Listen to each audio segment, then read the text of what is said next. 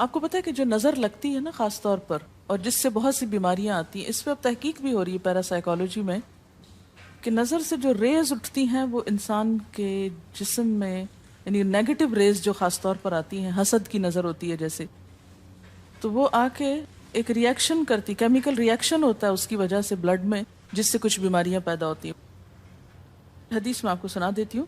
حضرت ام سلمہ سے روایت ہے کہ آپ صلی اللہ علیہ وسلم نے ایک لڑکی کے چہرے پر کالے پیلے رنگ کا نشان دیکھا تو آپ نے فرمایا اسے نظر بد لگ گئی ہے، اس پر دم کرو۔ حضرت جابر کہتے ہیں کہ آپ صلی اللہ علیہ وسلم نے آل حزم کو سانپ کے ڈسنے کی وجہ سے دم کرنے کی رخصت دی، اور آپ نے اسما بنت امیس سے پوچھا کیا وجہ ہے کہ میرے بھتیجے کمزور ہیں، کیا فقر و فاقہ کا شکار ہیں، یعنی کھانے پینے کے باوجود یہ کیوں کمزور ہیں، کیا ان کو کچھ کھانے کو نہیں ملتا؟ انہوں نے کہا نہیں، بلکہ انہیں نظر بد بہت جلد لگ جاتی ہے، تو آپ نے فرمایا ان پر دم کیا کرو۔ یعنی جس بیماری کی سمجھ میں نہ آئے کہ کھائے پیے بھی انسان جوان بھی ہو لیکن اس کو صحت ہو ہی نہ، کوئی ظاہری سبب معلوم ہی نہ ہو، تو ایسے شخص پر دم کرنا چاہیے۔ حضرت عائشہ صدیقہ کہتی ہیں کہ رسول اللہ صلی اللہ علیہ وسلم نظر بد کی وجہ سے دم کرنے کا حکم دیتے تھے۔ حضرت انس کہتے ہیں کہ آپ صلی اللہ علیہ وسلم نے نظر بد اور بچھو وغیرہ کے ڈسنے سے اور پھوڑوں سے دم کرنے کی اجازت دی، یعنی پھوڑے وغیرہ جو ہوتے ہیں نا اس پر بھی دم کی اجازت دی، تو جسمانی بیماری ہے نا۔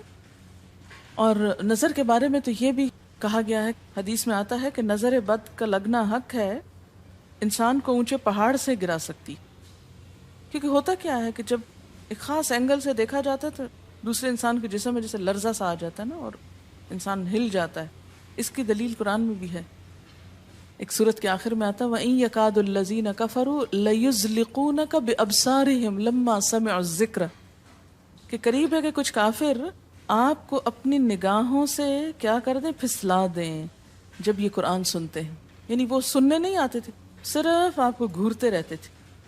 اور کس لیے گھورتے رہتے تھے؟ تاکہ آپ بول نہ سکیں، آپ لرز جائیں، ڈگمگا جائیں، اپنا کام چھوڑ دیں، بری نیت سے آتے تھے۔ وَيَقُولُونَ إِنَّهُ لَمَجْنُونَ، کہتے ہیں کہ یہ تو مجنون ہو گیا۔ آپ صلی اللہ علیہ وسلم نے فرمایا نظر بد حق ہے، اگر تقدیر سے کوئی چیز سبقت لے جا سکتی ہوتی تو وہ نظر بد ہے۔ پتہ کیسے چلے؟ چل جاتا ہے، پتہ کیوں نہیں چلتا؟ مثلاً آپ کا بچہ ہنس رہا تھا، کھیل رہا تھا، دودھ پی رہا تھا کہ اچانک کوئی شخص آیا اور جب وہ اٹھا تو بچے نے شور کرنا شروع کر دیا، اور پتہ چل جاتا ہے۔ بعض اوقات گھر ہی کے لوگوں کی لگ جاتی، بعض اوقات محبت سے بھی لگ جاتی، کہ بچہ کھیل رہا تھا، آپ دیکھتے کہ وہ گر پڑا، اچانک رونا دھونا شروع ہو گیا، سر پٹ گیا۔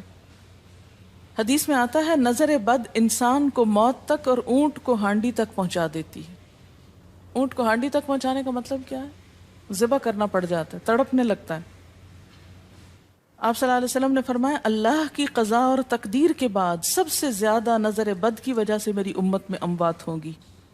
آپ صلی اللہ علیہ وسلم نے فرمایا نظر بد سے اللہ کی پناہ طلب کیا کرو، کیونکہ نظر بد کا لگنا حق ہے۔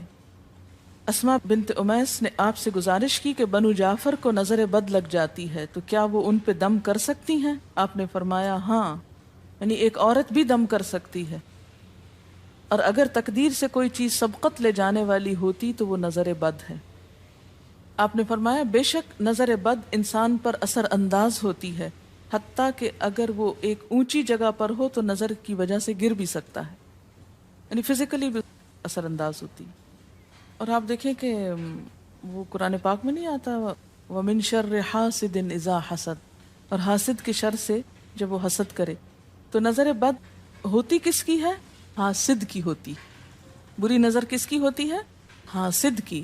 تو جو صبح شام 3 دفعہ یہ پڑھتے رہیں ان کو حاسد کچھ نہیں کر سکتے، ان کا کچھ نہیں بگاڑ سکتے، جتنا چاہیں گھورتے رہیں۔ اسی طرح ابن کثیر نے کہا کہ نظر بد کا اللہ کے حکم سے لگنا اور اثر انداز ہونا حق ہے۔ تو جب اللہ کی پناہ لیتے ہیں نا قل اعوذ برب الفلق، قل اعوذ برب الناس، تو آپ نے اللہ کے پناہ لے لی، شیلٹر میں آ گئے آپ۔ اب ہر چیز بیکار ہو رہی ہے، سب نظریں وظریں، اور اگر لگتی بھی ہے انسان کو تو کس سے؟ اللہ کے اذن سے لگتی۔ حافظ ابن حجر کہتے ہیں کہ نظر بد کی حقیقت کچھ یوں ہے کہ ایک خبیث الطبع انسان اپنی حاسدانہ نظر جس شخص پر ڈالے تو اسے نقصان پہنچے۔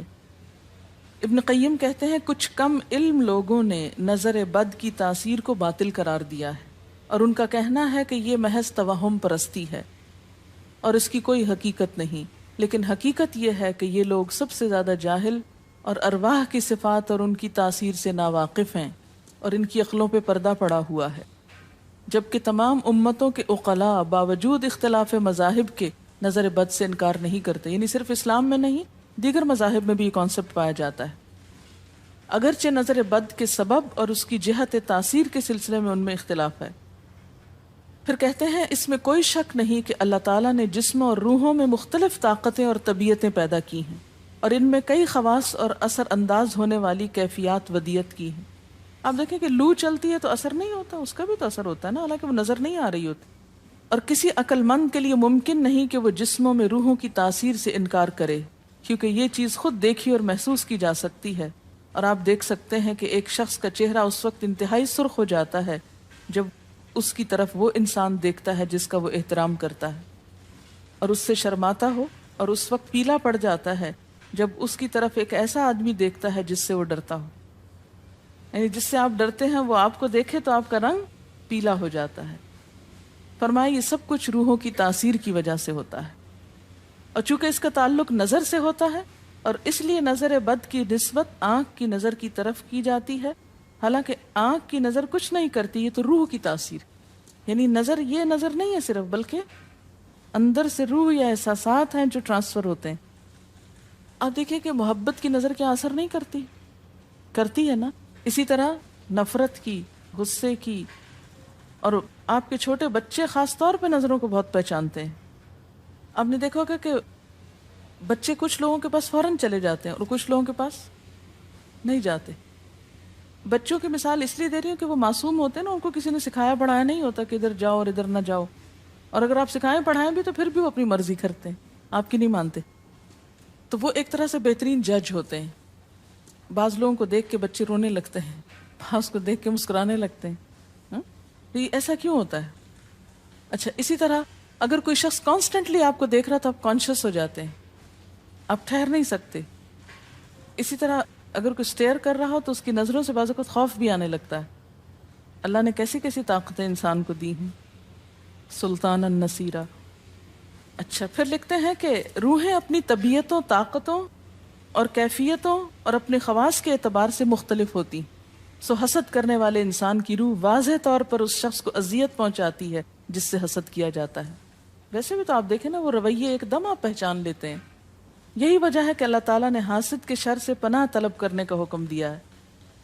حاسد کی تاثیر ایک ایسی چیز ہے جس سے وہی انکار کر سکتا ہے جو حقیقت انسانیت سے خارج ہو۔ جنوں کی نظر بھی لگتی، یہ میرا قول نہیں ہے، حدیث ہے۔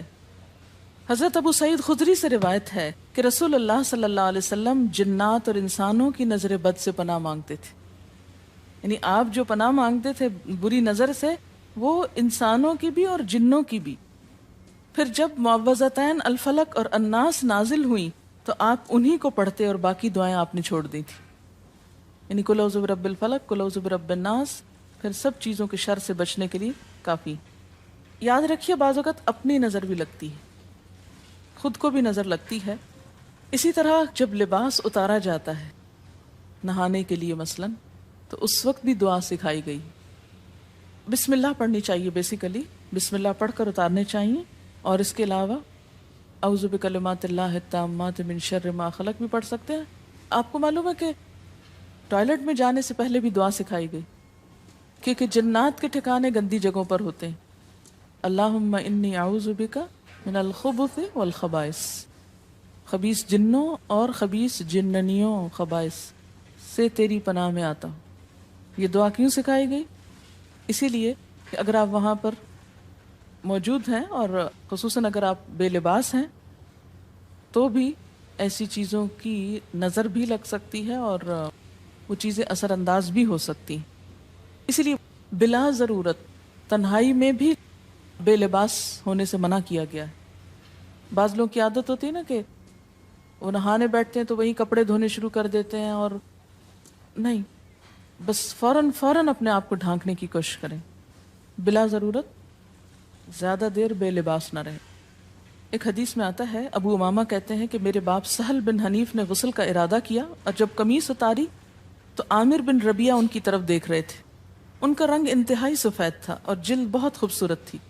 عامر نے دیکھتے ہی کہا، میں نے آج تک اتنی خوبصورت جلد کسی کنواری لڑکی کی بھی نہیں دیکھی۔ ان کا یہ کہنا تھا کہ سہل کو شدید بخار شروع ہو گیا۔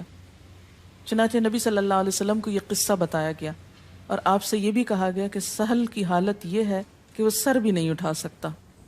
آپ نے پوچھا، کیا تمہیں کسی پہ شک ہے؟ انہوں نے کہا، جی ہاں، عامر بن ربیعہ پہ ہو سکتا ہے۔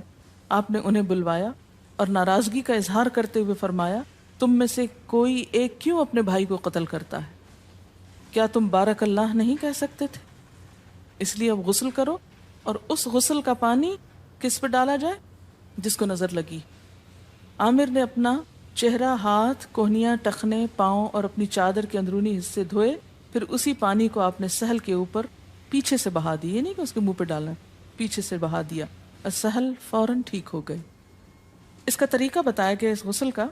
ابن شہاب زہری کا کہنا ہے کہ ہمارے زمانے کے علماء نے غسل کی یہ کیفیت بیان کی ہے، جس آدمی کی نظر لگی ہو اس کے سامنے ایک برتن رکھ دیا جائے جس میں وہ سب سے پہلے کلی کرے اور پانی اسی برتن میں گرائے، پھر اپنا چہرہ دھوئے، پھر اسی پانی کے ذریعے اپنے ہتھیلیاں، دائیں ہاتھ اور ہتھیلی پہ پانی بہائے، پھر بائیں پر، اور پھر دائیں کوہنی پر، پھر بائیں کوہنی پر، پھر بائیں ہاتھ سے اپنا دایاں پاؤں دھوئے، پھر دائیں ہاتھ سے بایاں پاؤں دھوئے، اور پھر اسی طرح گھٹنوں پہ پانی بہائے، اور پھر یاد رہے کہ سارا پانی برتن کے اندر جائے، اور اس کے بعد جس شخص کو نظر لگی ہو اس کے سر کی پچھلی جانب سے وہ پانی ایک ہی بار بہا دیا جائے۔ حضرت عائشہ کہتی ہیں کہ جس شخص کو بری نظر لگتی اس کو اسی طرح غسل کروایا جاتا۔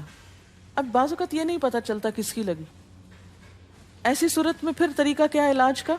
مریض کے سر پہ ہاتھ رکھ کر یہ دعا پڑھی جائے، بسم اللہ ارقیک من کل داء یؤذیک من کل نفس او عین حاسد اللہ یشفیک بسم اللہ ارقیک۔